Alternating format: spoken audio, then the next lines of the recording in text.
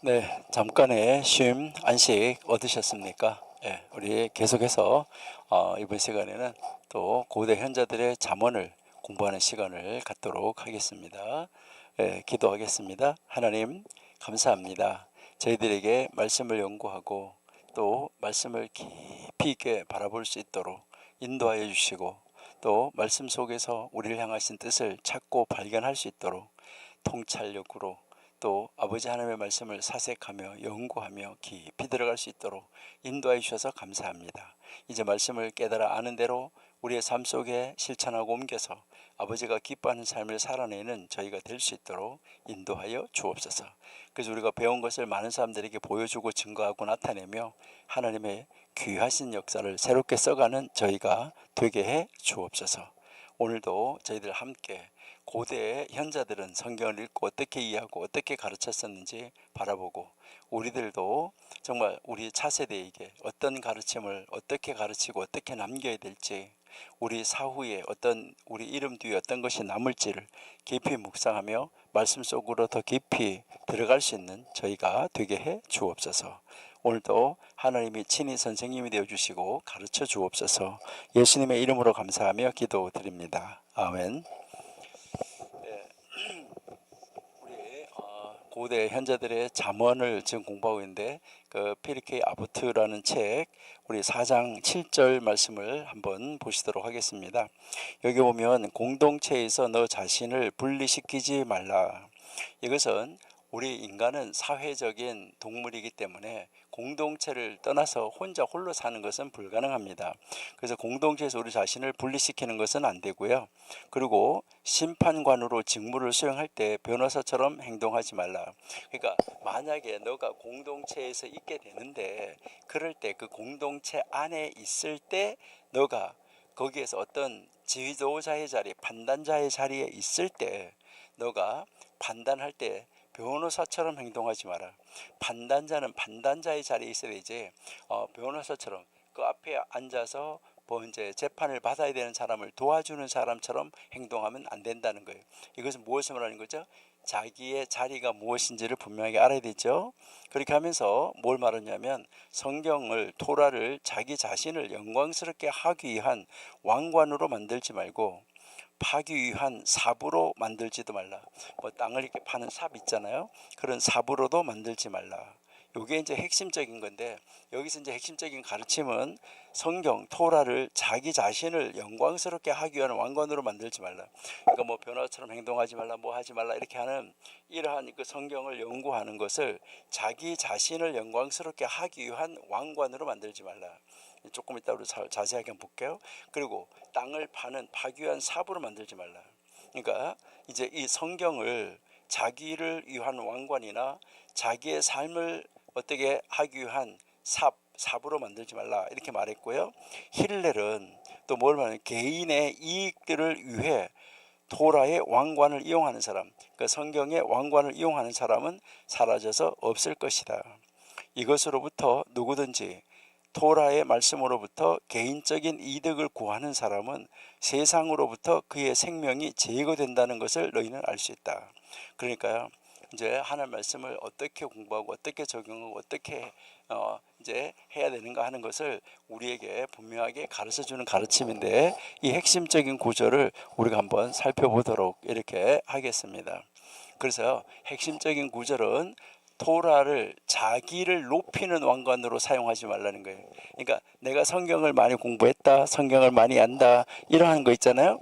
이것을 자기를 높이는 왕관, 이제 이 왕관이 이렇게 있으면 자기를 높이는 거잖아요. 그러니까 머리에다가 이렇게 머리로 장식을 하는 거예요. 머리 성경 지식이나 이런 걸로 막 장식을 해가지고 봐라 내가 이 정도다 이렇게 하면서 자기를 높이는 왕관으로 사용하지 말으라는 거예요. 그리고 또 삽으로도 사용하지 말라 이랬는데 이 성경을 공부하고 성경을 많이 아는 거, 이 성경을 자기의 삶의 수단으로 사용하지 말라는 거예요. 그러니까 삽을 파서 땅에서 뭘 얻어내는 것처럼 그러니까 그런 도구 있잖아요. 성경을 너희의 삶의 도구로 사용하지 말으라는 거예요. 그리고 왕관을 사용하는 사람은 이제 왕관을 사용하는 사람은 사라진다는데 하나님의 말씀을 왕관을 쓰고 있는 것처럼 그 왕관으로 사용하는 사람 이 사람은 사라질 것이다. 토라로 성경으로 유익을 얻는 사람, 그러니까 토라로 무슨 자기의 생활의 수단이나 어떤 이익을 얻으려고 하는 사람, 그 사람은 생명을 잃을 것이다. 이것은 성경을 공부해서 성경을 어떻게 우리의 삶 속에 적용하면서 살아야 되나 하는 것을 정말 아주 중요하게 우리에게 가르쳐 주고 있습니다. 여기에서 가장 먼저 나온 구절이 뭐였었나요? 토라를 자기를 높이는 왕관으로 삼지 말라. 그러니까 이제 이 하나님의 말씀 성경에 대한 지식을 자기를 높이는 어떤 수단으로, 다른 사람에게 이렇게 하거나 이렇게 화려한 왕관을 보여주는 것처럼 그러한 것으로 삼지 말라는 거예요. 저 사람 많이 안 해? 이런 식으로. 여기서 이 왕관이라는 단어는 원래 이제 이 밑에 나오는 왕관이라는 단어하고는 조금 달라요. 여기서 왕관이 두 번 나오는데, 앞에 나오는 왕관은 어떤 이런 것을 장식하는 것을 말하는 거고, 밑에 나오는 왕관은 진짜 왕관을 말하는 것인데, 여기에서 이것은 명예와 권위를 상징하는 거예요. 그러니까 다른 사람들한테 내가 성경에 대한 지식을 많이 알고 있다, 성경에 대한 명예가 있다, 성경에 대한 권위가 있다, 이거를 상징적으로 보여주도록, 다른 사람이 딱 보여주도록 하는 거, 그러니까 다른 사람들이 딱 보도록 만들려고 하는 거, 이것을 말하는 거죠. 원래 이제 이 성경에서는 왕관이 학문적인 성취나 제사장직 할 때 모자를 쓰는 것처럼, 왕관을 쓰는 것처럼 이것의 상징으로 쓰였었어요.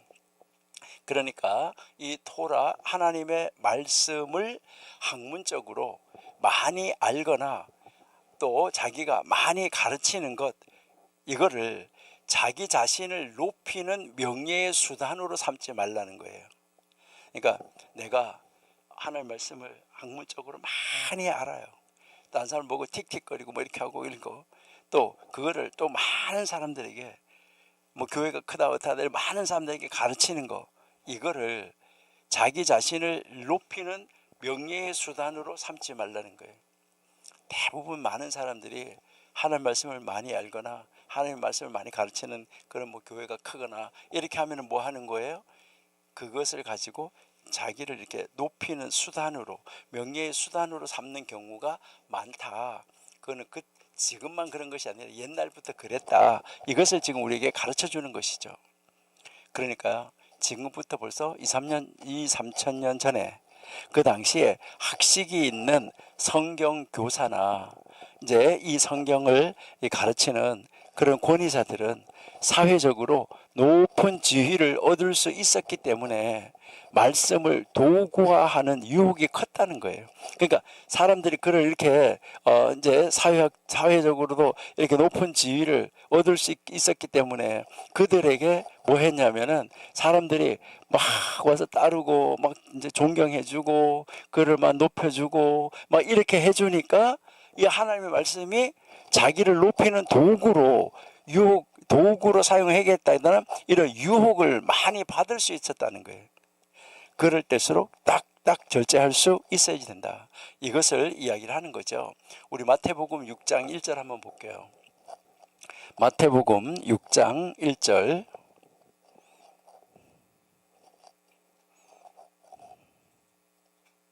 사람에게 보이려고 그들 앞에서 너희 의를 행치 않도록 주의하라.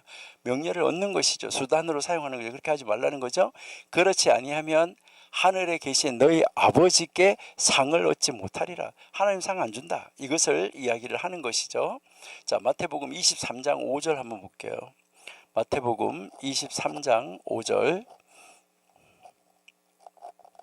저희 모든 행위를 사람에게 보이고자 하여 하나님 곧 그 차는 경문을 넓게 하며 옷수를 크게 하고, 그러니까 이제 여기서 나오는 그 다음 이제 보세요. 6절. 잔치의 상석, 회당의 상자와 그다음 7절. 시장에서 문안받는 것과 사람들에게 랍비라 칭함을 받는 것을 좋아하느니라. 사람들은 다 어떻다는 거예요? 그때 사람이나 지금 사람이나 다 이렇게 칭송 듣는 것을 좋아한다. 이것을 이야기하는 거죠. 그러니까 그들의 그 모든 행위를 사람들에게 보이려고 하는 거, 막 보이려고, 마음에서 진심으로 하는 것이 아니라 다른 사람에게 보여서 자기의 인기를, 자기의 명예를, 자기의 무엇을 높이려고 하는 수단으로 사용하려고 하는 거죠. 으뜸 가는 자리, 그리고 인사를 받으려고 하는 거, 이거 다 하는 말씀을 이용해 먹는 거다, 이것을 이야기를 하는 것이죠. 그러니까 여기서 이야기하는 건 뭐예요? 하나님의 말씀은, 여러분이 여기서 생각해야 되는 것은 우리가 하나님의 말씀을 많이 안다, 뭐 이렇게 이야기하는 건데, 이 하나님의 이 말씀, 여러분 하나님의 말씀을 나의 자랑거리로 생각하면 안 돼요. 우리 인간의, 우리 사람, 인간의 자랑거리. 그러니까 하나님 말씀을 많이 안다, 하나님 말씀을 뭐 많이 기억하고 있다, 하나님 말씀을 나는 많이 가르친다, 이렇게 하는 거, 요즘 말로 말해서 뭐 유튜브 뭐 몇 명이 들어온다, 이런 거, 이게 다 자랑거리가 아니라는 것입니다. 하나님의 말씀은 인간의 자랑거리가 아니고, 말씀으로 무엇을 이루었느냐, 어떤 결과가 나타났느냐, 이것보다 내가 말씀 앞에 얼마나 순종했느냐, 이게 중요한 거예요. 그러니까 여러분들이 여기서 기억해야 하는 것은, 이 하나님의 말씀으로 내가 이제 뭘 이제 얻었느냐라는 말보다는 얼마나 큰 것을 이루었느냐, 하나님의 말씀을 통해서 내가 무엇을 이루었느냐, 이것이 중요한 것이 아니라, 무엇을 이루었느냐 이게 중요한 것이 아니라, 내가 아는 하나님의 말씀을 얼마나 순종했느냐, 이것이 중요하다. 하나님의 말씀 앞에 내가 얼마나 순종했느냐, 이것이 중요하다는 거예요. 그래서 이제 이것을 가지고 자기 명예를 높이는 수단으로 사용하지 말라는 것이잖아요. 그리고 그 다음 가르침이 뭐라고 말했냐면, 성경을, 토라를 자기 생활을 위한 자기의 삶을 위한 수단, 이 수단으로 사용하지 말라는 거예요. 내가 먹고 살기 위한 생계의 수단으로 하나님의 말씀을 사용하지 말라는 거예요. 그러니까 여기에서 이 삽이라는 것은 도구를 말하는 거예요. 내가 생계 유지를 위해서 사용하는 도구. 그러니까 뭐 이제 그 톱질하는 사람은 톱이 도구가 될 것이고, 망치질하는 사람은 망치가 도구가 될 것이고, 각 직업에 따라서 이 도구, 삽, 뭐 도끼, 모든 일하는 도구, 요즘 말로 뭐 컨테이너, 뭐 그 기술, 이런 것들 다, 이것은 뭘 말하냐면 생계나 어떤 생존을 위한 실용적 도구를 말하는 건데, 바로 이것은 무엇을 얘기하냐면, 바로 하나님의 말씀을 나의 생계나 나의 생존을 위한 실용적 도구로 성경을 사용하거나 써먹지 말라, 이것을 이야기를 하는 거예요. 우리가 일반적으로 여기서 말하는 이 삽은 옛날에는 다 농경문화니까 농부나 일꾼의 생계를 위한 도구였다는 거예요. 그래서 여기에서 이제 이 선생님이 말하는 것은, 성경을 가르치고 성경을 해석하는 자체를, 내가 성경을 가르치고 성경을 해석하는 것 이 자체를 돈벌이나 직업으로 삼는 행위, 이거를 비판하는 거예요. 여러분, 말씀은 영적 양식을 나누어 주기 위한 수단이지 내 생계의 수단이 아니라는 거예요. 그러니까 영적 양식을 위해서 나누어 주는 수단이에요. 생계의 수단이 아니다, 이것을 이야기를 하는 것입니다. 우리 베드로전서 5장 2절 한번 보실까요? 베드로전서 5장 2절.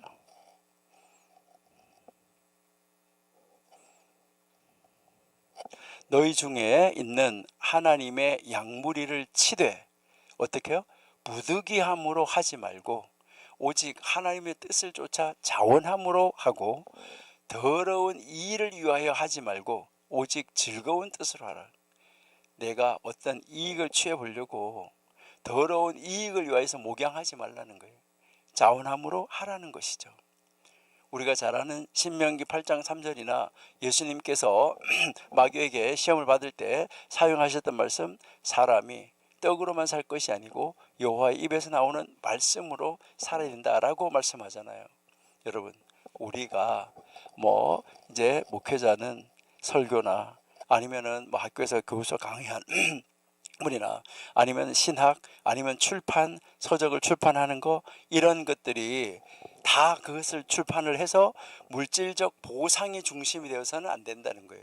물질적으로 내가 잘 먹고 잘 살기 위해서, 그렇다고 해서 돈을 안 벌면 안 돼요. 그 이제 물론 아주 어느 정도는 벌어야 되지만 그것이 나에게 물질을 풍부하게 만드는 수단으로 사용하는 것이 아니라는 거예요. 여러분, 여기서 사역이라는 거 있잖아요. 왜 우리는 하나님의 사역이라고 말할까? 여러분, 사역은 직업이 아니에요. 목사는 직업이 아니라는 거예요. 그러니까 사역은 직업이 아니라 소명입니다. 바로 물론 요즘 세상의 직업도 다 하나님이 그에게 소명으로 부른 거예요. 그 직업을 위해서. 그러니까 특별히 이 사역이라는 것은 바로 직업이 아니라 소명이라는 거예요. 그래서 여기에 가르치는 이 힐렐이 말하는 것은 무엇을 말했냐면 왕관을 사용하는 사람은 사라질 것이다. 그러니까요, 이제 이 통치 아니면 학문, 권위, 리더십의 권위, 왕관, 이게 다 그런 권위를 말하는 거예요. 이 권위를 사용하는 사람, 자기의 수단을 위해 사용하는 사람, 그거 다 사라지고 말 것이다.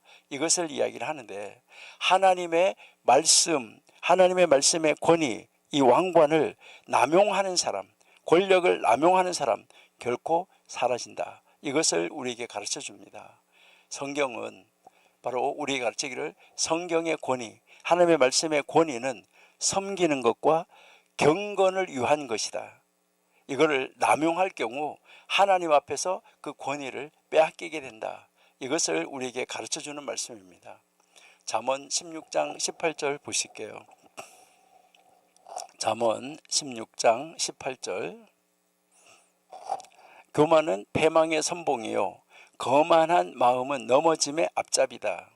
여러분, 교만 그리고요 거만, 내가 안다, 뭐 성경을 안다. 여러분, 이거 내 왕관 잘못 사용하면 사라지고 마는 것입니다. 우리 역대하 26장 16절 한번 볼게요. 역대하 26장 16절.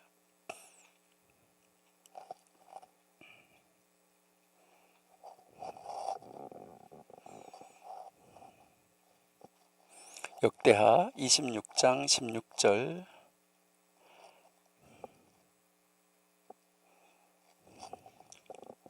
예, 저가 강성하여짐에 그 마음이 교만하여 악을 행하며 그 하나님 여호와께 범죄하되 곧 여호와의 전에 들어가서 향단에 분향하려 하는지라. 여러분, 이 우시아 왕이 교만해져 가지고 제사장 역할까지 넘보다가 뭐가 된 거예요? 문둥방에 걸리는 그 이야기를 우리가 너무나 잘 알고 있습니다. 여러분, 하나님의 말씀의 권위를 남용하거나 하나님의 말씀의 권위를 과시하면 스스로 영적인 권위를 잃게 된다는 것을 우리에게 가르쳐주고 있습니다. 여러분, 하나님의 은사는 남을 세우기 위한 도구이지 내 과시용으로 쓰는 장식품이 아닙니다. 이거 잘 기억하셔야 돼요. 하나님의 은사는 다른 사람, 많은 하나님의 사람, 실족한 사람, 연약한 사람, 이런 사람을 세워주는 도구이지 나를 자랑하고 내가 왕관을 딱 쓰고 다른 사람에게 권위를 나타내는 이런 장식품이 아니라는 거, 이것을 지금 가르쳐주고 있습니다. 근데 이제 그런 사람은 생명을 잃어요. 그런데 이제 이 그런 사람, 바로 하나님의 말씀으로 자기 자신의 유익함을 취하려고 하는 목적으로 성경을 연구하는 사람, 그런 사람 생명을 또 잃는다. 이것을 이야기를 하고 있어요. 그러니까 이 세속적인 보상을, 내가 성경을 공부하면 하나님이 내가 세속적인 내가 이제 하나님 말씀을 깊이 연구하고 하나님 말씀을 많이 알고 이렇게 하면 세속적으로 나에게 보상을 줄 것이다. 뭐 명예를, 돈을, 인기를, 이러한 내가 유익을 얻을 것이다. 이렇게 하는 사람. 그러니까 하나님의 말씀으로부터 세속적 이익을 취하려고 하는 사람, 그런 사람은 결국 영적 생명력을 잃게 된다 하는 것을 가르쳐 주는 거예요. 이것은 무엇을 이렇게 말하면 하나님의 말씀은 단순한 도덕적 권고가 아니라 영적 심판에 대한 선언입니다. 하나님의 말씀을 연구하고 하나님의 말씀을 가르치는 자세가 어때야 되냐 하는 것을 우리에게 가르쳐 주고 있어요. 우리 요한복음 10장 13절 한번 볼게요. 요한복음 10장 13절. 예, 달아나는 것은 저가 삭군인 까닭에 양을 돌아보지 아니함이라. 삭군은 목자가 아니고 양을 버리고 도망가는 것이죠. 하나님의 말씀을 붙잡고 그를 살려고 하는, 그를 세우려고 하는 사람, 그를 살리려고 하는 사람 절대 도망가지 않습니다. 하나님의 말씀을 가지고 이익을 취하려고 하고 하나님의 말씀을 통해서 자기가 무슨 삭을 받으려고 하는 거, 이 사람은 자기에게 조금만 그 삭이 없으면 양을 버리고 도망가는 거예요. 삭군이 까닭에 자기에게 유익이 없으면, 삭이 없으면 도망간다는 것이죠. 디모데 전서 6장 5절 한번 보실게요. 디모데 전서 6장 5절. 마음이 부패하여지고 진리를 잃어버려 경건을 이익의 재료로 생각하는 사람. 하나님 말씀을 따라서 경건한 삶을 사는데 이 경건을 자기 이익의 재료로 생각하는 사람, 그런 사람들의 다툼이 일어난다. 경건을 이익의 수단으로 생각하는 사람들은 생명이 끝난다. 이것을 우리에게 가르쳐주고 있잖아요. 여기에서 우리가 가르치는 것은 하나님의 말씀을 연구하고 하나님의 말씀을 공부하고 하나님의 말씀을 가르치는, 하나님의 말씀을 가지고 사역하는 사역자들은 세상적 성공과 연결되지 않는다는 거예요. 진정한 생명은 말씀 그 자체로부터 나오는 거예요. 여러분, 하나님의 말씀을 이용하면 말씀이 생명으로 작용하지 않는다는 거예요. 말씀을 나의 어떤 유익을 위한, 명예를 높이기 위한 거, 내가 삭을 많이 받기 위한 거, 뭐 이런 걸로 이용을 하면 말씀이 생명으로 역사하지 않는다는 거예요. 하나님의 말씀으로 역사하지 않는다는 거예요. 너무너무 안타까운 사건이죠. 이것은 하나님의 말씀은 자기를 높이거나 자기의 유익을 위한 수단이 아니라 바로 하나님의 말씀은 거룩함 자체가 목적이라는 거예요. 하나님 자체는 딱 구별되면 그 자체가 목적이다. 그래서 말씀은 수단이 아니라 목적이다. 그러니까 말씀을 통해서 무엇을 얻는 것이 아니라 바로 하나님과 동행하며 바로 그 거룩함에 이르는 그 거룩함에 이르는 것, 그리고 하나님의 뜻을 이 땅에서 이뤄 나가는 것, 하나님의 이제 이 나라를 확장시켜 나가는 것, 이것이 궁극적인 목적이다 하는 것을 우리에게 가르쳐 주는 거예요. 그 어떤 수단이나 도구로서 쓰는 것이 아니라는 것이죠. 그러니까 오늘 이제 이 7절이 우리에게 가르치는 것은 자기를 높이려고 말씀을 사용하는 사람, 이것은 바로 뭘 말하는 거죠? 왕관을 쓰려고 하는 사람, 교만, 명예욕, 이거 경계해야지 된다, 이것이고요. 그 다음에 생계 수단으로 말씀을 사용하는 사람, 사부로 말씀을 사용하는 거, 이것은 돈벌이, 이익 추구, 경제 논리를 따라서 하나님의 말씀을 이용해 먹는 사람, 이 사람 심각하다 하는 것을 가르쳐 주는 것이죠. 그 다음에 권위를 남용하는 거, 하나님의 말씀의 권위를 남용하면 이거는 죽음, 소멸을 초래한다. 하나님의 말씀 남용은 결국은 파멸을 불러온다. 이것을 가르치는 것이고요. 그 다음에 성경으로 무엇인가 유익을 얻으려고 하는 사람은 생명을 잃게 된다는 거예요. 하나님의 말씀은 말씀대로의 삶, 하나님의 뜻을 이 땅에서 이루는 거, 하나님의 이름을 거룩하게 하는 거, 하나님 나라를 확장시키는 거, 이렇게 하는 바로 그 순종과 그 다음에 그러한 그 하나님의 거룩을 이루기 위한 도구지, 자기를 위한 도구, 자기의 어떤 유익을 얻기 위한 도구가 아니다. 이것을 가르쳐 주는 거예요. 이건 굉장히 중요한 말씀이라고 우리가 알 수가 있습니다. 그러니까 우리는 이제 이 미시나 이 4장 7절을 읽어보면서 우리는 무엇을 생각해 봐야 되냐면, 나는 말씀을 왜 배우고 있습니까? 여러분들은 왜 하나님의 말씀을 공부하십니까? 지금 깊이 한번 생각해 봐야 돼요. 자, 나는 왜 하나님의 말씀 공부해? 전도사 자격증 따려고? 목사 안수 받기 위한 과정이기 때문에? 왜요? 왜 나는 말씀을 배우고 있는가? 자격을 위한 것인가? 아니면 하나님의 말씀대로 살기 위한 것인가? 하나님의 말씀대로 순종하기 위한 것인가? 아니면 어떤 자격을 위한 것인가?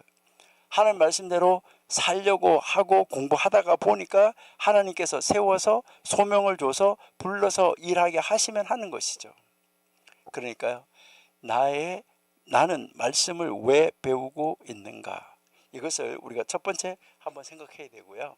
그리고 내가 하는 나의 사역, 하나님의 일을 지금 하고 있다 그러면 내 사역, 하나님을 위해서 내가 사역을 하는데 나는 이 사역을 하는 동기가 뭐냐는 거예요. 자, 동기. 왜 이 사역을 하냐는 거예요. 왜 나는 사역을 하는가? 나는 내 만족, 어떤 내 유익을 위해서 나는 사역을 하는가? 안 그러면 그게 내 유익이 없고 내 만족이 없으면 그냥 떠나버리는가?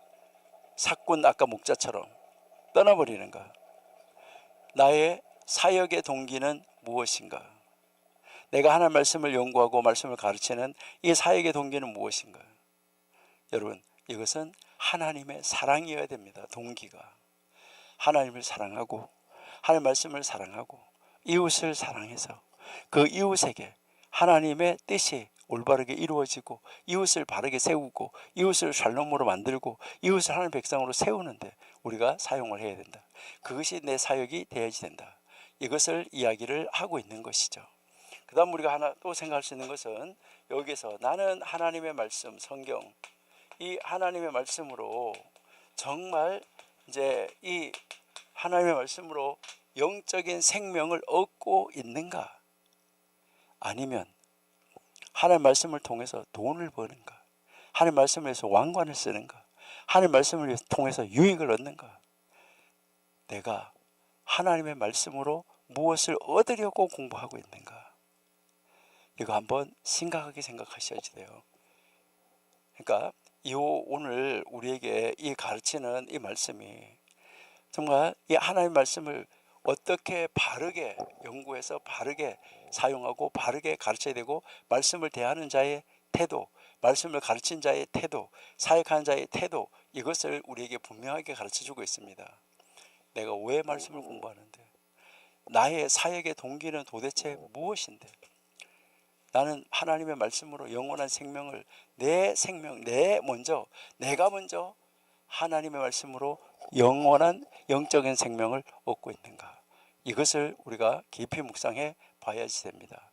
그게 아니라 그러면 어떤 나의 생계수단, 나의 도구, 나의 명예를 높이는 거, 내가 왕관을 쓰고 많은 사람들에게 존귀를 받는 거, 이걸 하고 이것을 위해서 공부한다 그러면, 성경을 연구하고 있고 하나님 말씀을 공부하고 하나님 말씀을 가르친다 그러면 그것은 아니다.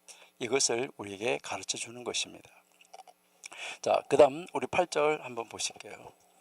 자, 8절.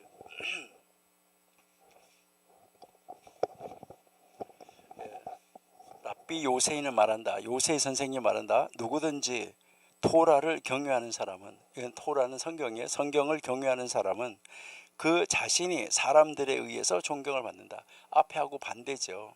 그러니까 토라를 경외하는 사람, 이 사람은 자신이 사람들에 의해서 저절로 존경을 받는 거예요. 내가 존경을 받으려고 왕관을 쓰는 것이 아니라. 그리고 누구든지 토라를 불명예스럽게 여기는 사람, 하나님의 말씀을 불명예스럽게 여기는 사람은 그 스스로도 다른 사람들에 의해서 불명예스럽게 된다라고 이야기하고 있습니다.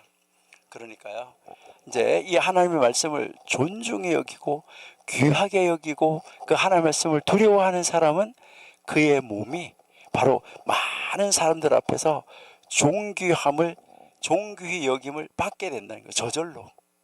우리는 이렇게 돼야 되겠죠. 그런데 이 하나님의 말씀을 욕되게 하는 사람, 여기서 욕되게 한다는 말은 말씀을 알고 지키지 않는 걸 말해요. 이 욕되게 하는 사람, 그리고 어떤 자기 유익을 위해서 사용하는 사람, 이는 바로 그의 몸이 사람들 앞에서 욕됨을 당하게 된다. 이것을 이야기를 하는 것이죠. 여러분, 여기에서 이제 이 성경을, 하나님의 말씀을 존중하는 사람은 그의 몸, 그의 육체가 이 땅에서도 육체도 존경을 받는다는 것인데, 그러니까요, 귀하게 여김을 받는다는 거예요. 그러니까 우리 이 육체 자체도 아주 귀하게 여김을 받는다, 이렇게 이야기를 하는데, 우리 잠언 3장 16절 한번 볼까요? 잠언 3장 16절.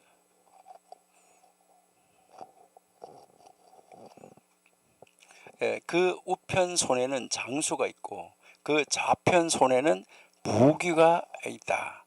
그러니까요, 지혜의 오른손에는 장수, 그리고 왼손에는 부귀. 하나님의 말씀이 있는 사람의 오른손, 여러분 힘이 있고 그 왼손 부귀영화가 따라옵니다. 하나님 말씀을 따라서요. 자, 그 다음에 그 시편 1편 우리가 잘 알죠? 시편 1편에 보면 하나님의 말씀을 즐거워하는 사람, 그 사람은 시냇가에 심은 나무와 같아, 이렇게 이야기를 하고 있어요. 그러니까요, 하나님의 말씀을 즐겁게, 하나님의 말씀을 순종하고 하나님의 말씀을 성취하려고 하는 사람, 이 사람은 시냇가에 심은 나무와 같아서 열매가 풍성하게 맺혀진다는 것을 우리에게 가르쳐주고 있습니다. 여러분, 성경을 공부하는 사람에게 이 성경은 외적인 존경과 내면의 평안함을 가져다 준다라고 이야기를 합니다. 그러니까 우리가 성경을 어떻게 공부하고 어떻게 이 세상에서 삶에 실천하고 이루어야 되는가 하는 것을 가르쳐 주는 것이죠. 그래서 여기서 가르치는 것은 이 성경을 단지 공부의 대상으로 여기면 안 됩니다. 성경을 단지 연구의 대상으로 여기면 안 돼요. 그 연구에서 무엇인가를 많이 알려고 굉장히 중요해요.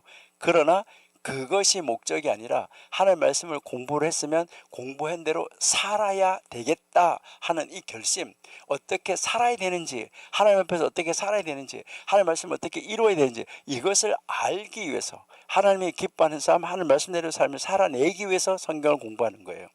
그렇게 이 성경은 단지 공부의 대상이 아니라는 거예요.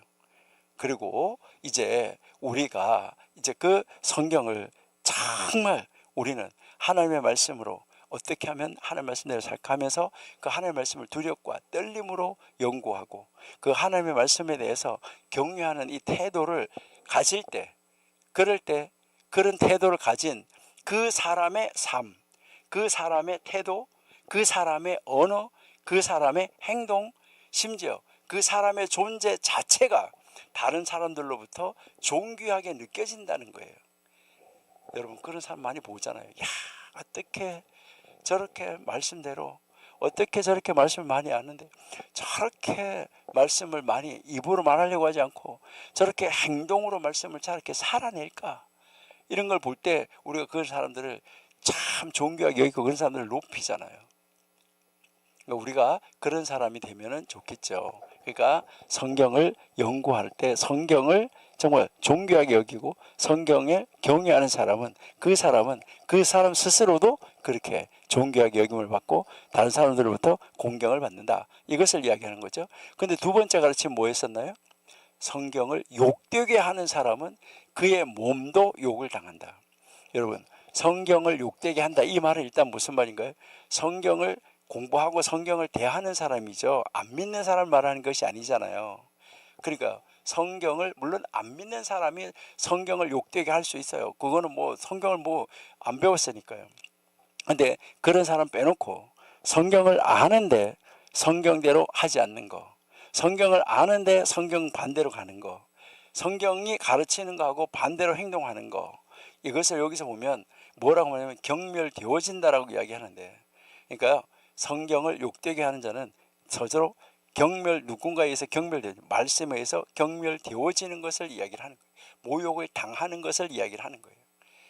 그러니까 하나님의 말씀을 말씀대로 이제 가르치고 이 하나님의 말씀을 자기의 명예를 위한 수단, 앞에서 이야기한 것처럼 그런 것이 아니라 자기 생계를 위한 수단이 아니라 다른 사람을 세우는 것으로 하나님의 말씀을 존귀하게, 하나님을 공경을 하는, 하나님의 말씀을 정말 두려워하는 이런 삶의 자세를 살 때 생명을 얻고 그 사람이 존귀함을 받게 되는데, 그렇지 아니할 때, 말씀대로 살지 아니할 때, 이럴 때 그의 몸도 그의 육체도 뭘 당한다는 거예요? 욕이 당하여지게 된다. 욕이 먹어지게 된다. 수동으로 나와 있어요. 우리 말라기 1장 6절 한번 볼까요? 말라기 1장 6절.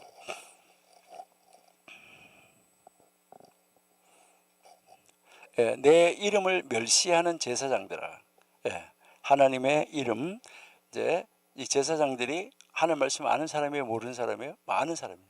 제사장들아, 나 만군의 여호와가 너에게 이르기를 아들은 그 아비를, 종은 그 주인을 공경하나니 내가 아비일진데 나를 공경함이 어디 있느냐? 내가 주인일진데 나를 두려워함이 어디 있느냐 하나. 너희는 이르기를 우리가 어떻게 주의 이름을 멸시하였나이까 한도다. 안 했다. 이제 이걸 이야기하는 자는 7절을 보세요. 너희가 더러운 떡을 나의 단에 드리고도 말하기를 우리가 어떻게 주를 더럽게 하였나이까 하는도다.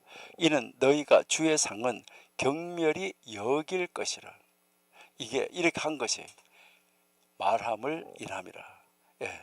그러니까 하나님을 멸시하는 것이 어떤 것인가?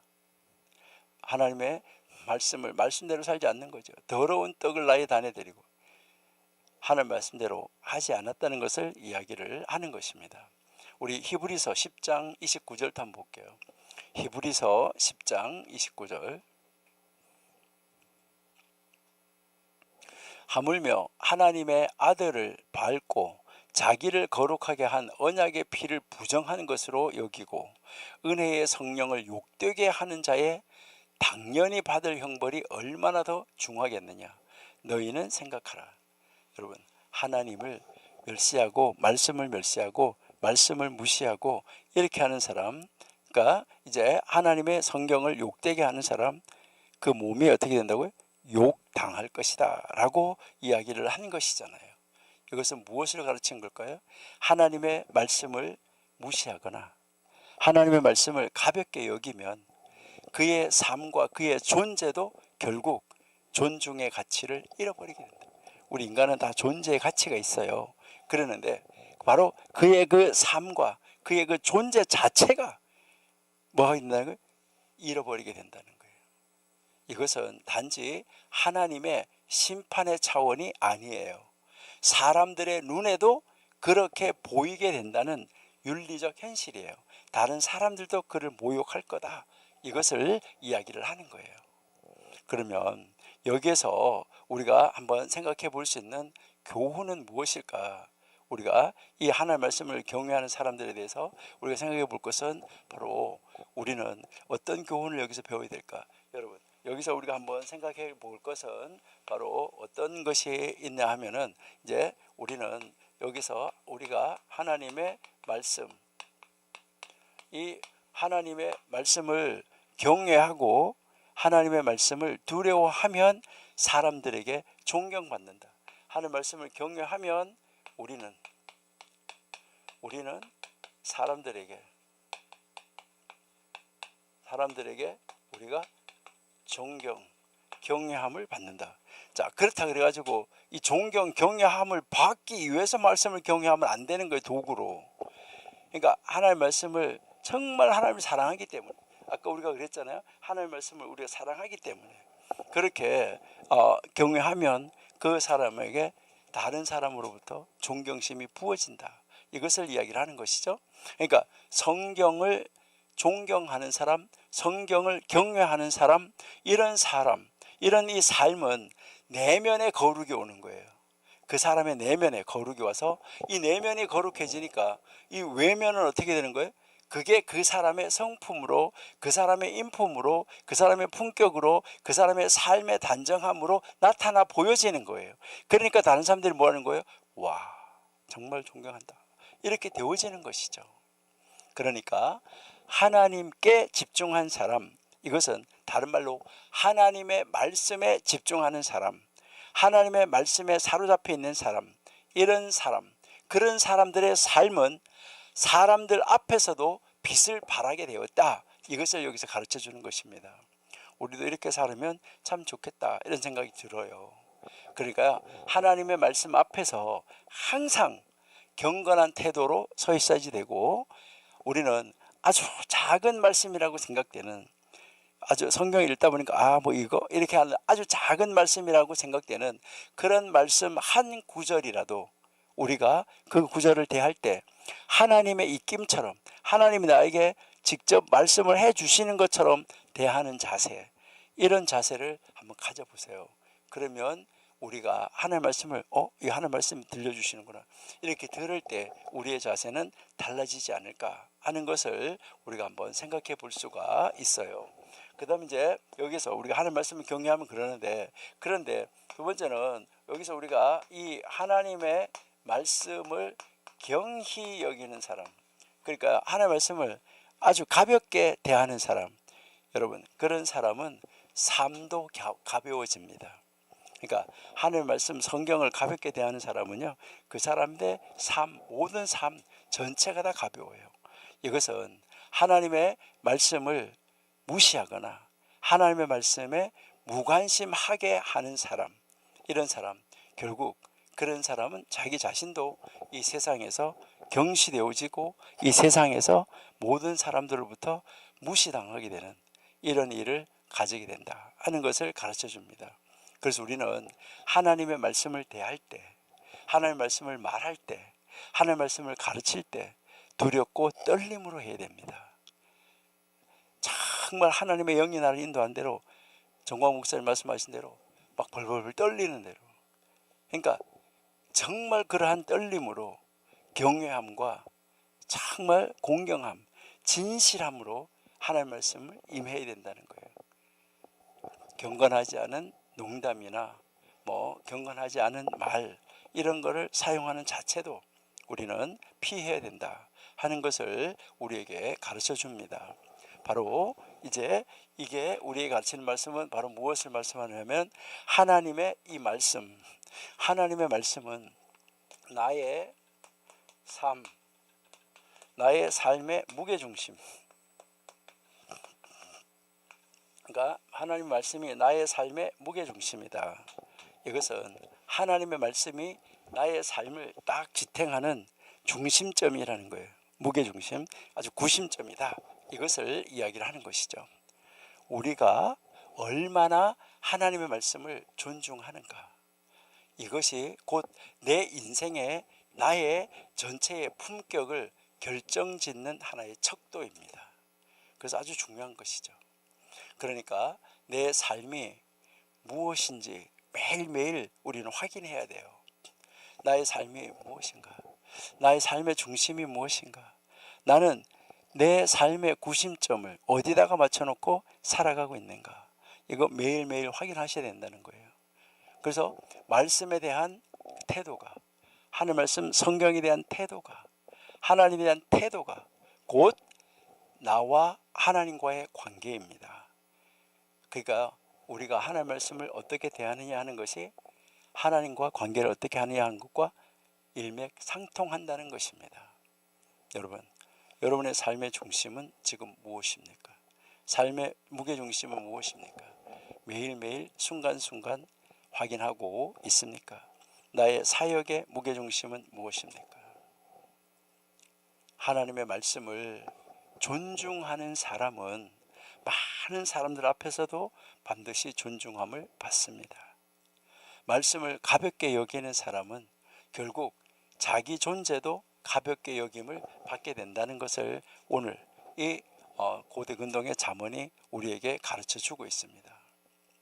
여러분, 우리는 때때로 하나님의 말씀을 지식의 자료, 아니면 연구의 도구, 아니면 어디 가서 토론하는 토로의 주제, 이렇게 삼아가고 있지만 하나님 말씀 그 자체가 나의 숨결이라는 거, 여러분 절대 그거 잊으면 안 됩니다. 하나님 말씀, 이 말씀을 우리 지식의 자료로, 연구의 도구로, 토론의 주제로 늘 이야기하고 말하고 그대로 삶을 살아가고 있는데, 그 자체가 바로 하나님 말씀 자체가 하나님의 숨결이라는 거, 하나님 나에게 말씀해 주시고 계시는, 계속 이렇게 말씀해 주시는 숨결이라는 거, 이것을 잊으면 안 된다는 거예요. 하나님의 말씀은 우리가 정중하게 대하면 대할수록 내 삶도 정중해지고, 우리가 하나님의 말씀을 가볍게 대하면 대할수록 내 영혼도 가벼워집니다. 유대인들 같은 경우에는 토라 두루마리가 있으면 토라 두루마리 위에다가 무엇을 얹어 놓지 않습니다. 왜요? 하나님 말씀이 항상 가장 위에 있어야지 돼요. 하나님 말씀 위에다가 다른 것을 얹어 놓지 않는다는 것이죠. 물론 토라 위에 토라는 올려놓죠. 그러니까 하나님 말씀 위에 다른 어떤 것도 있을 수가 없다라는 것이죠. 정광 목사님 말씀하실 때 지식의 총체에서 가장 위에 뭐가 있는 거니까 성경이 있어야 된다, 예수 그리스도가 있어야 된다라고 말씀하시잖아요. 그렇죠? 네. 우리도 매일매일 우리의 삶 가운데서 그 하루하루 우리가 살아가는 그 하루 속에서, 오늘 하루 속에서도 내가 하나님의 말씀을 존중하는 방식이 나의 삶의 품격을 높이게 한다는 거, 이거를 기억하시고 우리는 하나님의 말씀을 정말 존중하고 그 하나님의 말씀을 높이는, 근데 그것을 나를 높이기 위한 도구로서가 아니라 하나님을 사랑하기 때문에, 정말 그 하나님 나의 생명이기 때문에 기쁘고 감사해서 저절로 그렇게 하는, 정말 말씀을 존중하는 이런 삶을 살아내므로 말미암아 우리의 삶의 품격이 높아진다는 것, 이것을 우리에게 가르쳐주고 있습니다. 그러나 이것이 목표가 돼서 그것을 이루기 위해서가 아니라 우리가 하나님의 말씀을 존중하고 그렇게 하다 보니까 저절로 그렇게 되더라는 것이죠. 그러니까 우리는 정말 이제 이 하나님의 말씀을 존중하는 자는 삶이 존귀해진다. 그러니까 우리도 하나님의 말씀을 읽을 때, 들을 때, 묵상할 때 항상 경건함을 유지해야 된다. 그리고 하나님의 말씀을 가볍게 대하면 삶도 가벼워진다. 그래서 하나님의 말씀은 가벼운 주제가 아니라는 것이죠. 그래서 하나님의 말씀을 농담 따먹게 하거나 하나님의 말씀을 가지고 무슨 언어적 유희를 사용하거나 이런데 될 수 있으면 사용하지 마세요. 그렇게 해서 정말 하나님의 말씀은 존귀하게 여기는 자리로 나가야지 된다 하는 것을 우리에게 가르쳐주고 있다. 이렇게 여러분이 보시면 좋을 것 같아요. 그러면 이제 우리 다음 절 한번 보겠습니다.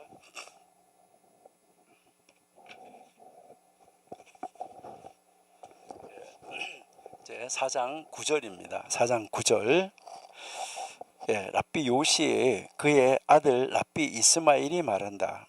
재판을 철회하는 자는 그 자신으로부터 미움, 약탈, 그리고 불필요한 맹세를 제거하는 것이다. 그러나 법적 판결을 언도함에 있어서 너무 자기 확신에 찬 사람은 영적으로 어리석고 사악하고 그리고 거만한 사람이다.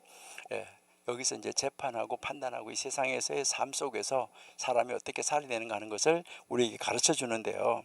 여기에 보니까 재판을 철회하는 사람, 그 자신으로부터 미움, 약탈, 그리고 불필요한 맹세를 제거한다. 그러니까요, 아무 재판이나 자꾸 하려고 하지 말고 될 수 있으면 샬롬을 하고 재판을 철회하는 것이 좋다, 이것을 이야기하는 거고요. 그런데 법적인 판결을 언도할 때, 법적인 판결을 해야 될 때, 법적인 판결을 언도할 때는 너무 자기 확신에 찬 사람, 자기가 잘났다, 자기 확신에 찬 사람, 영적으로 어리석고 사악하고 그리고 거만한 사람이다. 이렇게 이제 평가를 하고 가르쳐주고 있습니다. 그러면 이 말은 무슨 말일까 하는데, 이 말은 재판을 이제 철회한다, 재판을 피하는 사람. 그러니까 누가 뭐 재판을 걸어와요. 그렇게 할 때도 그 재판을 이제 철회하려고 하는 거죠. 재판을 철회하고 뭐 하려고 하는 거예요?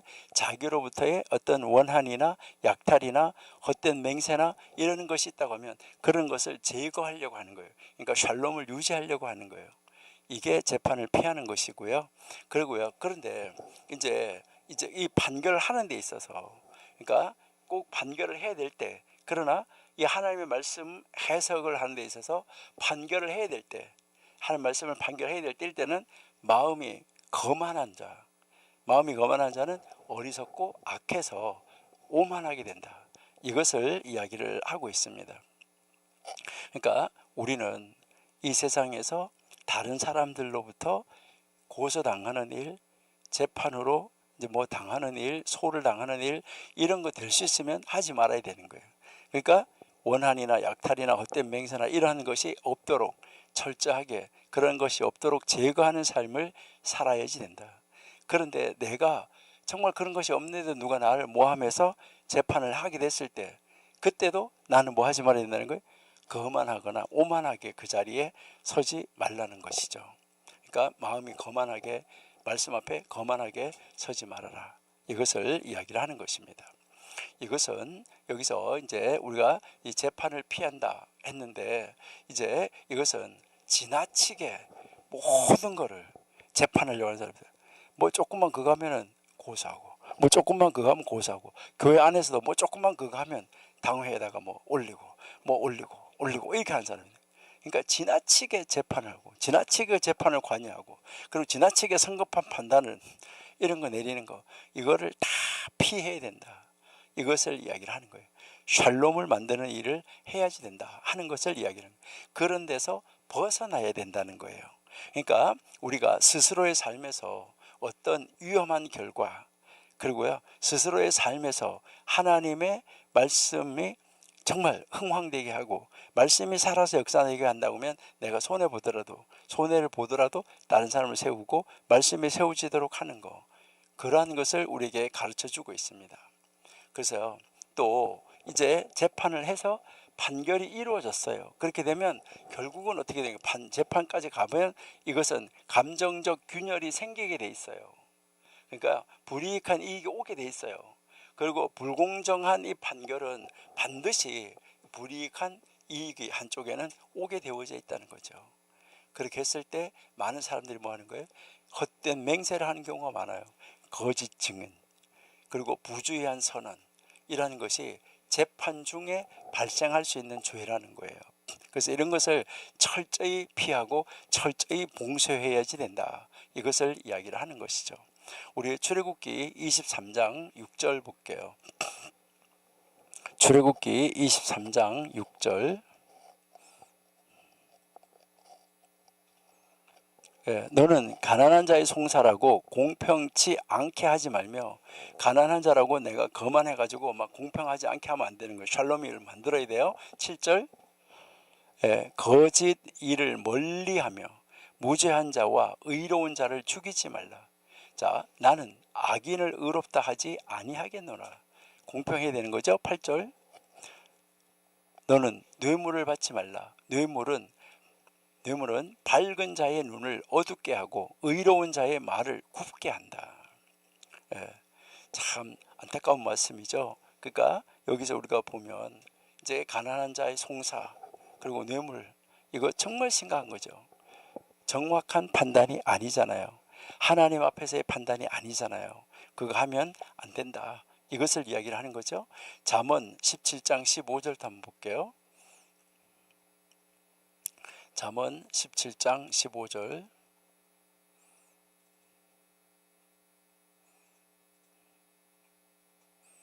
악인을 의롭다 하며 의인을 악하다 하는 이 두 자는 다 여호와의 미워하심을 입느니라. 오늘 이제 우리가 읽었던 이 고대 현자들의 잠언하고 같은 이야기죠. 그러니까요. 그러면 누가 어떤 사람이 재판을 성급하게 하려고 할까? 자기 자신, 자기 위신을 높이려고 하는 사람이에요. 자기 자신을 높이려고 하는 사람. 고대 이 바벨론에 이 하무라비 법전이라는 법전 있는 거 다 아시죠? 그 하무라비 법전 서문에 보면 이제 그 왕이 정의를 세우는 자라고 설명하고 있어요. 왕은 정의를 세우는 사람이다. 그리고 또 뭐라고 써져 있냐면 거기에 정의를 세우는 자다. 그러나 동시에 잘못된 재판은 신의 저주를 초래한다. 이렇게 써져 있습니다. 하무라비 법전에요. 그 서문에. 참 놀라운 것이죠. 그러니까 얼마만큼 공정해야지 되는가 하는 것을 가르쳐 주는데 될 수 있으면 피하고 샬롬을 이루라는 것이죠. 하나님의 사람은.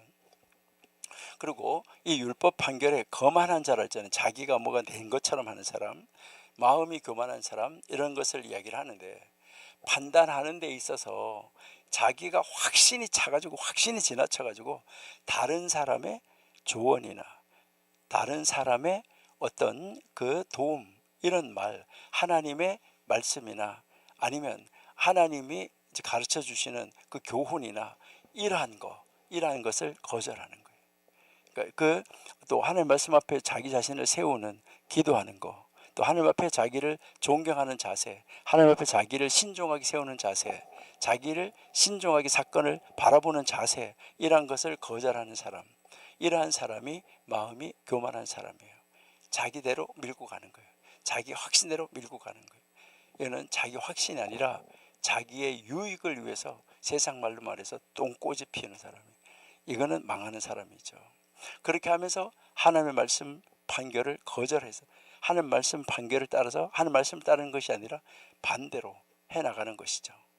그래서 이 성경의 이 해석을 실제 상황에 맞지 않게 잘못 적용하는 이런 경우가 많아요. 이게 분별력이 없는 사람, 도덕적으로 타락한 사람, 이게 어리석은 사람, 이런 지도자가 되면 백성은 짐승이 되는 것입니다. 이게 참 안타까운 것이죠. 그러니까 이 거만한 자, 자아가 팽창해가지고 하나님의 뜻보다가 또 이 세상의 국민의 뜻보다가 자기의 해석을 앞세우고 자기 나름대로 해석을 다 해버리는 사람, 이거는 짐승. 이제 이런 지도자가 있을 때 백성은 짐승이 된다는 것, 이게 참 안타까운 것이죠. 미가서 6장 8절 한번 보실게요. 미가서 6장 8절. 사람아, 주께서 선한 것이 무엇임을 내게 보이셨나니. 이미 하나님이 무엇이 선한 것인가를 보여줬어요. 여호와께서 내게 구하시는 것이 오직 공의를 행하며 인자를 사랑하며 겸손히 내 하나님과 함께 행하는 것이 아니냐. 이렇게 다 보여줬는데 왜 그렇게 하느냐, 이것을 이야기를 하는 것이죠. 그래서 지혜자들은 무엇을 가르치냐면은 재판할 때 아주 신중하라 라고 말을 하고 있습니다. 그래서요, 하나님의 말씀을 해석하는 거, 하나님의 말씀을 이제 연구하고 하나님의 말씀을 토론하는 거, 이것은 심사숙고 후에 아주 조심스럽게 해야 된다는 거예요. 하나님 말씀 앞에 두렵고 떨림과 경외함이 있어야 된다는 것이죠. 여러분, 고대 이 근동 문헌 중에서 여러분이 잘 아시는 뭐 하무라비 법전도 있지만 히타이트 법이 있어요. 히타이트 법. 그러니까 이 히타이트 헷 법, 이제 그 헷족 속에 그 법 문서, 여기에 보면 재판하는 사람은 신들의 대리자로 여긴다, 이렇게 돼 있어요. 그 재판하는 사람을 신들의 대리자로, 정말 책임감이 무겁다는 거예요. 그런데 여기에 이 판단하는 사람들이 자기 나름대로 그냥 해석으로 내가 맞는 말이 맞아 거만하든지 뇌물을 받아서 굽게 하든지, 이 판단을 잘못하는 것은 신적 질서를 파괴하는 것이라고 그 히타이트 법전에서도 이야기를 하고 있어요. 정말 안타까운 이런 모습이다 하는 것을 우리에게 가르쳐주고 있어요. 자, 그러면 이제 이 전체를 우리가 다시 한번 살펴본다고 하면, 우리가 재판을 대하는 태도, 그리고 우리가 재판을 대하는 태도는 어때야 되느냐. 우리는 일단은 재판까지 가지 말아야 돼요. 판단하는 데까지 가지 말아야 되고, 우리가 샬롬을 이루어야지 되는 것이죠. 성경에서는 이제 무엇을 말하면 공의의 이 실현, 공의의 실현을 강조하지만은 성급하거나 불필요한 재판, 뭐 후딱하면 고소하는 거, 뭐 후딱하면 법 만들어가지고 후딱하면 뭐 어떻게 하는, 이 불필요한 이 판단, 이것은 바로 뭐라는 거죠? 인간관계와 이 신앙의 평화를 깨뜨려버리고 나라의 평화를 깨뜨려버리는 거예요. 그래서 우리는 판단하기보다는 겸손과 화평을 택하는 것이 하나님 뜻이다. 그러니까 누군가를 판단하는 것보다가, 깎아내리는 것보다가, 벌을 주려고 하는 것보다는 겸손과 화평을 택하는 것이 하나님의 뜻이라는 거예요. 리더십의 위치에 있는 사람, 지위가 높은 지위에 있는 사람일수록 무엇인가를 결정하기 전에 충분한 기도, 충분한 검토, 이것이 필요해요. 그거 하지도 않고 그냥 섣불리 나에게 손해가 되면 바로바로, 이거 심각하죠. 여러분, 교회 마찬가지예요. 우리가 살고 있는 공동체 마찬가지예요. 교회나 공동체 안에서도 성급한 판단은 불필요한 갈등을 초래합니다. 그래서 차라리 침묵과 중재의 미덕을 실천하는 것이 더 좋다, 이것을 이야기를 하는 것입니다. 그러니까 그 재판이나 이러한 것은 가능하면 피하되, 할 수 있을 때 해야 되면 겸손으로 정말 하나님 앞에서 하라는 것이죠. 그렇기 때문에 여기에서 이 거만한 해석, 거만한 판단, 이거는 문제가 심각하다, 이것을 우리에게 가르쳐 주는 거예요. 그러니까 하나님의 말씀을 우리가 다룰 때 가장 필요한 것은 뭐냐, 우리가 하나님의 말씀을 대하고 하나님의 말씀을 듣고 하나님의 말씀을 읽고 하나님의 말씀을 연구할 때 우리에게 있어서 가장 필요한 것은 바로 뭐냐면 하나님의 말씀, 하나님을 두려워하는 경외심이 있어야 돼요. 그리고 겸손함이 있어야 돼요. 그러니까 이 두려움과 경외심, 겸손함으로 우리가 뭐 해야 되냐면 하나님의 말씀을 대하고 하나님을 대해야 된다는 거예요. 그러니까요, 나의 지식을 드러내기 위한 성경 해석, 내가 이 정도다, 니네가 뭐 알아? 이렇게 하는 거예요. 자기의 지식을 드러내기 위한 성경 해석은 위험하고 다른 사람을 죽일 수도 있습니다. 요즘 보면 그런 경우가 많은 것을 우리가 볼 수 있어요. 여러분 한번 보세요. 신학자, 목회자, 교사들은 특별히 우리가 진리를, 성경을 가르칠 때 어떻게 해야 되냐, 정말 사랑과 진실함으로 하나님의 뜻을 두려움으로 전해야 되는 거죠. 그래서 우리는 성경 지식이 깊어지면 깊어질수록 겸손은 점점 더 깊어져야지 된다 하는 거. 세상의 지식을 말할 때도 익은 벼는 고개를 숙인다 이렇게 이야기하잖아요. 세상의 지식도, 세상의 사람들도 그런데 오직하겠어요 성경은? 그러니까 오늘 이 미시나가 고대 현자들이 가르친 바로 그 말씀이 이런 말씀이에요. 정말 우리가 하나님의 말씀을 들고 섰을 때마다 사랑과 진실함으로 하나님의 뜻을 두려움으로 표현하고 나타내고 전하고 말하고 행동하는 우리가 되어야지 된다. 그래서 이제 지금 말했던 것처럼 성경 지식이 깊어지면 깊어질수록 겸손은 점점 더 깊어져야 되는데, 성경 지식이 깊어지면 깊어질수록 우리는 교만이 자꾸 올라가면 이거는 정말 심각한 문제다. 이것을 우리에게 가르쳐주고 있는 말입니다. 그래서 우리가 하나님 말씀을 대하고 하나님 말씀을 가르치고 하나님 말씀을 읽고 전파할 때 우리는 어떻게 해야 되는가 하는 거, 이것을 가르쳐주는 것이죠. 그래서 이 구절이 우리에게 가르치는 것은 공의는 겸손 위에 세워져야지 된다. 공의가 겸손하지 않은 교만 위에 공의라는 건 없어요. 그러면은요, 교만한 사람이 그냥 자기 나름대로 자기 생각대로 자기가 칼 잡은 대로 칼자루 잡은 대로 그냥 막 휘두르는 거, 이거 심각한 문제예요. 공의는 겸손 위에 세워져야지 돼요. 그렇기 때문에 판단보다는 겸손이 우선된다는 거예요. 이것을 우리에게 가르쳐주고 있습니다. 그래서 정말 바른 성경 해석은 하나님을 두려워하는 데서 나온다. 그리고 하나님의 말씀을 성급하게 판단해서 이래라 저래라 하면서 다른 사람을 좌지우지하려고 하지 않는다. 그렇게 되면 공동체가 파괴된다. 이것을 우리에게 가르쳐 줍니다. 그래서 여기에서 우리가 가르치는 것은 우리 개인 신앙으로 볼 때, 우리 개인의 신앙으로 볼 때는 비판보다는 기도를, 판단하는 것보다는 중보하는 것을, 서로 이렇게 중보해서 연결하는 것을 선택하라. 이것을 우리에게 가르치는 거고요. 우리 교회 지도자들, 이제 교계의 지도자들, 이런 지도자들에게는 말씀을 해석하고 말씀을 가르치고 말씀을 전할 때 경건과 겸손함을 유지하라는 거예요. 정말 하나님을 두려워하는 마음으로 경건하고 이 겸손을 유지해라. 그러면 우리 교회 공동체는 그럼 어떻게 될까?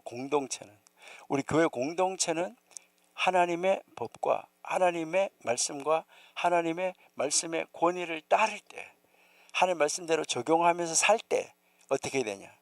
사랑과 정의와 균형을 유지하라. 우리 공동체가 이것을 이야기를 하는 거예요. 나에게 돈 많이 준 사람 편, 나에게 돈 얼마 주는 사람 편 따라가는 것이 아니라는 거예요. 그러면 우리 공동체가 그렇게 되면 우리 사회는 어떻게 될까요? 공정한 판결은 공동체를 정말 이 공동체가 신뢰할 수 있도록, 서로 공동체가 신뢰할 수 있도록 신뢰를 만들어요. 그런데 이 성급한 판단은 분열을 낳고 또 분열을 낳고 분열을 계속해서 낳아서 분열을 조장합니다. 우리가 정말 우리나라 현실을 볼 때도 어떻게 보면 공정한 판결, 공동체 신뢰를 지금 얻지 못하고 있고 성급하게 모든 걸 판단함으로 말미암아 분열만 초래하는 안타까운 모습을 볼 수 있는데, 이 미시나 고대 현자들의 잠언을 본다고 하면 그거는 다 잘못됐다는 것을 우리에게 이제 가르쳐 주고 있는 것이죠. 그러니까 우리는 이 세상의 삶 속에서 어떻게 살아야 되는가 하는 것을 우리가 하나님 말씀이 우리에게 무엇을 요구하는가, 그 고대 현자들은 어떻게 가르쳤는가, 이것을 바라보면서 우리들도 더 잘 이들보다가 정말 더 하나님 말씀대로 살고 우리 2세들에게 더 하나님 말씀을 바르게 전달해 줄 수 있고 그 하나님 말씀을 바르게 가르쳐 줄 수 있는, 그리고 그 하나님 말씀을 그들에게 유산으로 물려줄 수 있는 우리가, 우리 할아버지 할머니가 이렇게 말씀하셨는데 우리도 이렇게 살아보자 하는 이러한 그 잠언을 남길 수 있는 우리들이 되면은 좋겠습니다. 자, 4장 10절 볼게요. 4장 10절 보면 이스마엘 선생님이 말한다. 그는 말하곤 했다. 홀로 재판관 같이 행동하지 말라. 이제 너 홀로 재판관 같이 행동하지 마라. 왜냐하면 한 분을 제외하고 홀로 재판하는 사람은 아무도 없다. 왜 홀로 재판하면 안 되냐면 한 분을 제외하고, 하나님이죠, 한 분을 제외하고 홀로 재판하는 사람은 아무도 없다. 그리고 나의 관점을 받아들이라고 말하지 마라. 나의 관점을 받아들이라고. 왜냐하면 그들은 그렇게 할 것을 허락받았지만 너는 아니다. 참 놀라운 어째 우리에게 교훈을 주는 가르침이다라고 볼 수가 있는데요.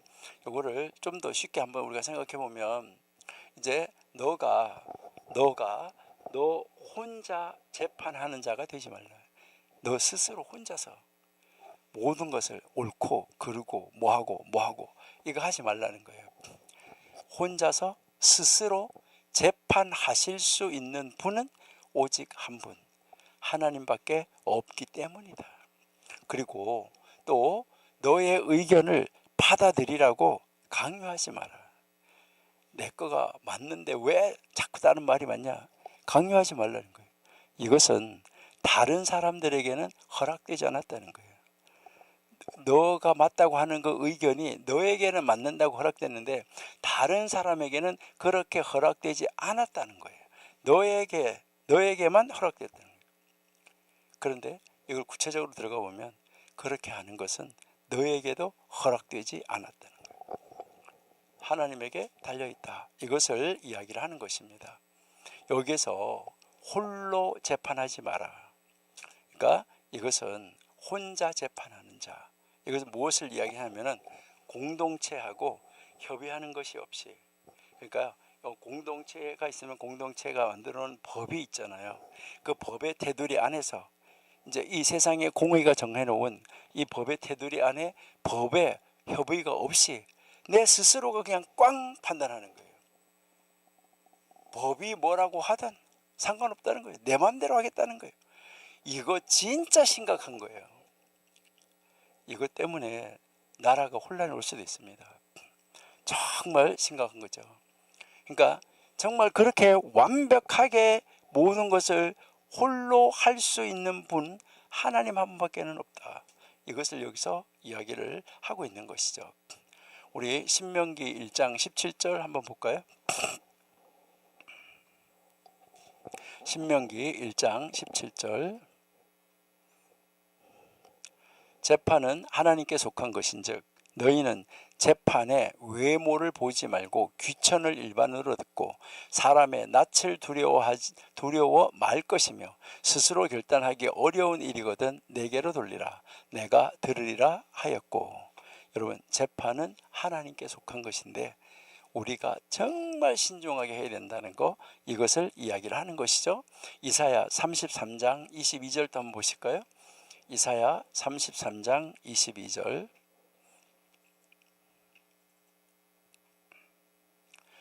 대저 여호와는 우리 재판장이시요 여호와는 우리에게 율법을 세우신 자시요 여호와는 우리의 왕이시니 우리를 구원하실 것임이니라. 여러분, 여호와가 우리의 재판장입니다. 여러분, 내가 무엇을 판단해야 될 때 정말 하나님 앞에서, 하나님 말씀 앞에서, 이 공동체의 협의 속에서, 그러니까 법과의 협의 속에서 정말 진실이 무엇인가를 찾아내는 사람 되야 되는데 자기 홀로 스스로 판단하는 거, 이것은 아주 심각하다. 이것을 이야기를 하고 있는 것이죠. 그래서 여러분이 잘 아시는 사내들인이라는 거 있잖아요. 그래서 초대교회 때 그 사내들인에 보면 사내들인에서는 1명 판사, 3명 판사, 7명, 12명, 33명, 72명 이렇게 그것이 계속해서 올라가면서 깊어지는 것이 있습니다. 그래서요, 혼자 판단하는 것은 이제 그 사람의 개인의 생각일 수도 있다. 이것을 이야기를 하고 있는 거예요. 그래서 이제 이 특별히 형사 사건은 반드시 다수의 재판관이 필요하다. 이렇게 이야기를 하고 있습니다. 고대 근동의 문화에서도 보면 이 고대 근동 그 문헌들을 읽어보면 바벨론에서 재판할 때 여기에서 보면 판결을 내리는 자는 그 판결을 딱 내리는 그 사람은 항상 기록관 그리고 보조 판단자들과 함께 결정하도록 되어 있어요. 그러니까 그것을 기록하는 사람 그리고 보조 판단자들 옆에서 함께 공동체가 있었다는 거예요. 이 보도 판단자들과 함께 결정을 하도록 그것이 명문화되어 있고 규정이 정해져 있었어요. 그러니까 그렇게 스스로 혼자서 판단하는 것은 말이 안 되는 거죠. 요즘에 우리나라 이렇게 보면 자기 마음대로 법은 상관없어요. 그런 것을 판단하는 것은 참 심각하다 하는 것을 볼 수 있어요. 그리고 아까 여기서 이제 두 번째 단락에서 뭘 말했냐면 내 의견을 받아들이라고 하지 마라. 그러니까 자기가 판단해놓고 뭐 하라는 거예요? 받아들여. 이거 하지 말라는 거예요. 바르게 이루어졌으면 저절로 뭐 하는 거예요? 받아들여지는 거예요. 그러니까 여기에서 받아들여라 이 말은 무슨 말이냐면 강압적 주장을 하지 말라는 거예요. 강압적 주장을 안 해도 바르면 그대로 받아들이는 거예요. 너가 그렇게 강압할 수 있는 권세가 없다는 거예요. 하나님의 말씀에 정통하고 하나님의 말씀을 공적으로 인가받은 이 장로들 그들하고도 협의를 해야지 되는데 거기에서도 정말 어떻게 판단을 바르게 해야 되냐. 그러니까 너희에게는 그러할 권세가 없다는 거예요. 잠언 11장 14절 한번 볼게요.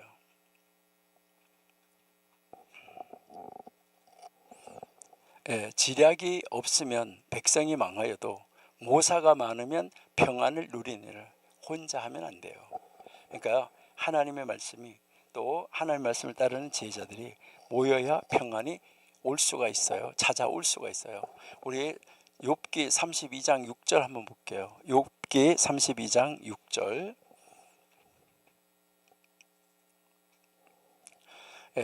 부스 사람 바라겔의 아들 엘리후가 발언하여 가로되 나는 연소하고 당신들은 연로함으로 참고 나의 의견을 감히 진술치 못하였노라. 지금 앞에서 세 사람들이 욥하고 막 대화하는 것을 바라보고 있었다는 거죠. 그러니까 자기는 연소하기 때문에 참았다는 거예요. 그러니까 연소하게 참고 있다가 이제 이제 참고 있다가 지금 말을 하는데 7절 보세요. 내가 말하기를 날이 많은 자가 말을 낼 것이요 그리고 해가 오랜 자가 지혜를 가르칠 것이라 하였으나, 그러니까 그렇게 이제 연장자라고 해서 했으나, 그다음에 8절 사람의 속에는 심령이 있고 전능자의 기운이 사람에게 총명을 주신다. 젊은 사람에게 줄 수 있다. 이것을 이야기를 하는데요. 9절 대인이라고 지혜로운 것이 아니요 노인이라고 공의를 깨닫는 것이 아니다. 여러분 여기서 우리가 가르치는 것이 바로 뭐예요? 혼자 스스로 너 혼자 판단하면서 받아들이라고 강요하지 말라는 거예요. 욥의 세 사람, 이 사람들이 다 그런 식으로 자기 말만 맞다고 강요했던 것을 우리에게 가르치는 것이죠. 연로한 자라고 해서 반드시 지혜로운 것이 아니다. 그러니까 공동체를 의논하는 것이 중요하다. 이것을 이야기를 하는 거죠. 여기에서 우리가 가르치는 것은 내 의견이 옳을지라도 이는 다수와의 협의 후에 판단하고 말을 해야지 된다. 이것을 이야기를 하는 것입니다. 고대 근동 문헌에서 아수르 법전이 있어요. 여러분 아수르 잘 아시잖아, 그렇죠? 니느웨도 아시니까. 이 아수르 법전에 보면 독단적 판결은 신들의 뜻에 반하는 것으로 여겼어요. 신들의 뜻에 반하는 거.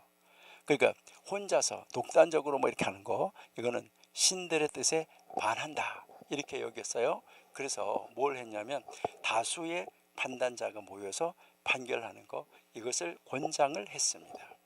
그러니까 이것은 지금 이 시대뿐만 아니라 이미 오래전에서부터 그렇게 이제 했었던 것을 우리에게 가르쳐 주고 있습니다. 내가 해놓고 내 거 받아들이라, 이게 말이 안 되는 것이죠. 그러니까 참 안타까운 이런 이 모습들을 볼 수 있는데, 지금 우리가 살고 있는 시대에도 지금 이 과거에 지금 이 피르케 아보트를 가르쳤던 2000년 전 그 전에 살았던 그 사람들의 상황이나 지금 우리가 살고 있는 상황이나 똑같아 하는 것을 우리에게 가르쳐 주고 있습니다. 여기에서 우리가 다시 한번 생각해 보면, 우리가 교훈을 받을 것을 한번 생각해 보면, 홀로 판단하지 마라, 홀로 재판하지 마라. 여러분들도 항상 여러분 스스로가 혼자 판단하지 말고 기도하고 하나님 뜻을 묻고, 또 그래도 잘 안 될 경우에는 옆에 있는 사람 조언을 구하고, 또 이제 사람들을 물어보고 결정을 하고 판단을 하는 거, 이것이 중요하죠. 그러니까 우리는 완전하지 않기 때문에 공동체적 분별이 필요하다는 거예요. 우리 인간의 이 판단은 불완전하지만 오직 하나님만이 완전한 재판장이시라는 거죠. 이것은 하나님을 두려워하고 하나님이 어떻게 하시기를 원하시는가, 그래서 하나님을 경외하면서 판단을 내려라 하는 이 겸손의 훈련을 우리에게 말하고 있는 것입니다. 여러분, 판사가 되려고 하는 사람은 이런 훈련을 반드시 받아야 될 것 같아요. 요즘에 현대를 특별히 보면 개인적인 문제, 개인적인 갈등, 이런 것을 판단할 때 홀로 결론을 내리지 말고 신뢰할 수 있는 믿음의 공동체하고 함께 의논하고 함께 생각하고 함께 연구하고 그 다음에 판단하는 것이 좋다는 것이죠. 그러니까 우리가 교회 안에서 어떤 사역을 할 때도 마찬가지예요. 교회에서 어떤 사역을 해야 되냐 하지 말아야 되냐, 이거 할까 하지 말까, 이런 것을 결정할 때도 혼자서 결정하지 말고 팀과 그 팀원 공동체가 함께 기도하면서 하나님의 뜻을 찾아서 이루어가는 거, 이것이 바람직하다는 거예요. 내 뜻을 따르라, 이게 아니라는 것이죠. 그래서 내 뜻을, 내 의견을 받아들이라고 강요하지 말라는 거잖아요. 이것은 바로 무슨 말인가요? 여러분, 지혜가 있다고 해서 그것이 강요되어서도 안 된다는 거예요. 하나님의 뜻은 언제나 이 관계, 서로 간의 이 관계성 속에서 겸손하게 권위 있는 구조 내에서 흘러가야 돼. 하나님의 권위를 따라서. 자만한 태도는 결국 공동체를 깨뜨리고 해칠 수밖에 없다. 이것을 우리에게 지금 가르쳐 주고 있습니다. 그래서 특별히 교회 안에서 설교자나 교회 안에서 교사나 교회 안에서 지도자는 자기 자신이 옳다고 느낄수록, 이게 옳다고 느낄수록 더 조심해야 돼요. 나라도 마찬가지예요. 나라에서의 지도자도 자기 생각이 옳다고 느낄수록 더 조심하고 다시 한번 체크해보고 다시 한번 점검해보고 법이라는 공동체를 다시 한번 열어보고 법이라는 공동체에서 이렇게 할 수도 있고 이렇게 할 수도 있구나, 이거를 다 종합을 해서 샬롬을, 평화를 이뤄갈 수 있는 이런 판단이 내려져야 된다는 거예요. 특별히 교회 안에서는 더, 특별히 이 교계는 더 이제 정말 자신이 옳다고 느낄수록 더 조심하고 더 많이 기도해야 돼요. 그래서 다수의 신학적 전통이나 이제 이 교회의 이 권위를 존중하면서 무엇을 요구하는가, 어떻게 해야 되는가 하는 결정, 판단을 내려야 된다는 것이죠. 내가 생각할 때 나의 관점이 진리처럼 느껴져요. 내가 생각할 때 이건 진리야, 이건 맞는 거야 하면서 나의 관점이 진리처럼 느껴지더라도 듣는 사람의 마음을 강제하지 않고 듣는 사람으로 하여금 뭐야, 억압하는 거야? 명령하는 거야? 이렇게 다른 사람의 마음을 강제하지 말고 설득하는 태도가 필요하다는 거예요. 내 관점이 진리처럼 느껴져도 그렇게 하라는 거예요. 근데 여러분, 우리의 관점이 하나님 말씀에서 볼 때 정말 진리인가, 이것도 먼저 생각해야 되는데, 그래서 내 말을 듣는 사람, 그러니까 그 듣는 사람의 마음이 강제해가지고 그 사람이 부글부글 끓어오르게 하지 말라, 분노가 타오르게 하지 말라는 거죠. 그래서 이렇게 하면 어떨까 하면서 제가 생각할 때는 이렇습니다. 이것이 조중하다는 것이죠. 예. 그래서 여기서 이 미슈나가 지금 이 가르치는 것은 독단적인 판단, 자의적인 권위, 이거 경계하는 거예요. 독단적으로 판단하든지 자기의 이 자의적인 권위를 경계하는 거죠. 자기만 잘난 거 이거 안 되는 거죠. 하나님만이 진정한 재판자이시라는 것을 늘 기억하라는 이 핵심적인 메시지를 우리에게 주고 있는 거예요. 그래서 겸손하고 공동체, 이 하나님 경외, 그리고 하나님의 이 말씀, 율법, 이것을 어떻게 우리가 이 세상에 바르게 적용할 것인가 하는 거, 이게 중요하다는 것이죠. 우리는 정말 앞으로 어떤 일을 판단할 때든지 조심해야 된다, 이것을 우리에게 가르쳐 주는데, 이 구절이 우리에게 가르쳐 주는 것은 바로 한번 생각해 보면, 우리 개인적으로 보면, 우리 개인의 신앙에서 보면 내 자신만의 판단, 우리 개인적으로 볼 때 여러분 스스로 한번 판단했던 걸 생각해 보세요. 그래서 내 자신만의 판단보다는 성경에 뭐라고 하고 있나, 공동체에서 어떨까, 그리고 기도해 보니까 어떨까, 이거 기도, 그러니까 우리는 하나님 말씀과 공동체와 이 기도를 통해서 판단을 분별하는 것이 좋다는 거예요. 내 자신만의 판단을 가지고 결정을 내리지 말고, 그러니까 우리 자신의 어떤 일을 할 때 내 자신의 판단, 이거 하나 딱 보다가는 하나님 말씀, 근데 내가 속한 공동체, 그 이 말씀을 같이 이루어야 될 공동체, 그리고 우리 공동체가 함께 기도, 이 기도를 통해서 방향을 이렇게 분별하는 거, 판단하는 거, 이게 중요하다, 이것을 우리에게 가르치는 것이고요. 그리고 교계나 뭐 교회, 이런 영적인 지도자들에게는 이것이 그 지도자일수록 독단적으로 무엇을 하려고 하는 경우가 많은데, 이 독단을 피하고 공의와 사랑의 이 균형을 갖춘 결정을 내리라는 거예요. 우리 독단을 피하고요. 그러니까 전체가 다 공의, 그리고 이 사랑, 이거를 균형을 맞춰가는 이런 판단, 이런 결정을 내려라 라고 지금 가르쳐주고 있는 구절입니다. 그리고 우리 사회는 어떨까 할 때, 진정한 지도자, 여러분, 진정한 지도자는 권위를 휘두르지 않습니다. 진정한 지도자는 나를 따르라고 소리치지 않습니다. 진정한 지도자는 앞에 가고 있으면 백성들이 알아서 따라갑니다. 그러니까 진정한 지도자는 권위를 휘두르지 않고 공동체의 소리를 반영한다는 것이죠. 그 공동체가 말하는 그 소리를 반영을 해서 자기의 판단을 고쳐나간다는 것입니다. 이게 진짜 이 사회에서도 꼭 필요한 진정한 지도자다, 이것을 우리에게 가르쳐 주는 것입니다. 그래서 여기에서 우리가 딱 이 구절을 핵심적으로 한 구절로 딱 말하라 그러면, 우리가 판단을 할 때는 먼저 교만 앞서지 말고 겸손히, 판단에는 겸손이 딱 자리 잡아야 돼요. 그리고 우리가 권위가 있다 할 때 이 권위에는 절제가 있어야 돼요. 권위를 가지고 막 휘두르는 것이 아니라 절제해야 돼요. 진리에는 공동체가 반드시 필요하다, 이것을 우리는 꼭 기억을 해야지만 됩니다. 그리고 그런 삶을 한다고 하면 참 놀라운 삶을 살 수 있을 것이다, 이렇게 이제 생각이 됩니다. 예. 자, 그래서 우리도 이제 판단할 때 신중하시고요. 자, 그다음 11절 한번 보실게요. 11절, 요나단 선생님은 말한다. 누구든지 가난에도 불구하고 토라를 이행하는 사람은, 누구든지 가난에도 불구하고, 그러니까 가난한 사람은 가난에도 불구하고 하나님 말씀 성경을 이행하는 사람은 궁극적으로 부요함 안에서 그것을 이행하는 것이다. 가난한 데서 토라를, 성경을 하나님 말씀대로 사는데 그게 부요함에서 그렇게 하는 거래요.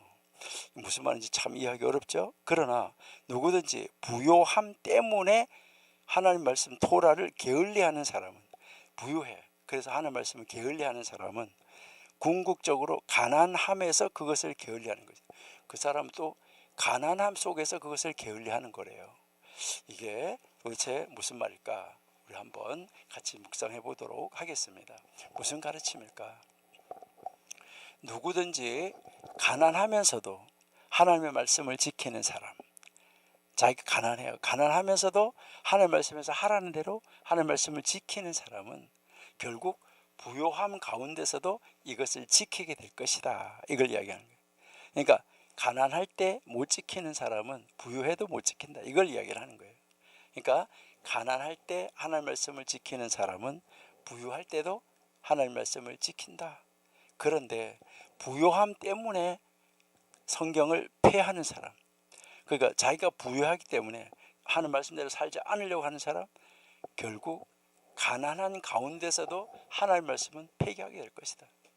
그러니까 그 사람은 뭐 하나님의 말씀 다 폐기하게 된다. 이것을 이야기를 하고 있습니다.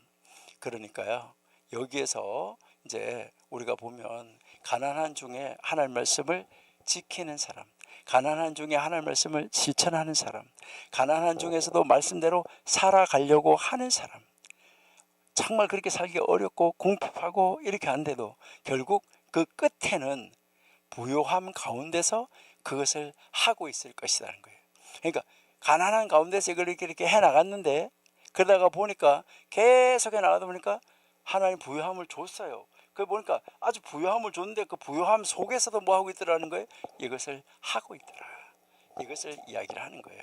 그러니까 우리는 작은 데서부터 충성하는 것이 결국은 큰 데까지 충성하게 된다. 이것을 이야기를 하고 있는 거예요. 우리 시편 119편 72절 한번 읽어볼게요. 시편 119편 72절. 주의 입의 법이 내게는 천천응금보다 승하다. 하나님의 말씀이 그렇게 귀하게 우리를 만들어주는 것이죠. 잠언 15장 16절 한번 보실게요. 잠언 15장 16절.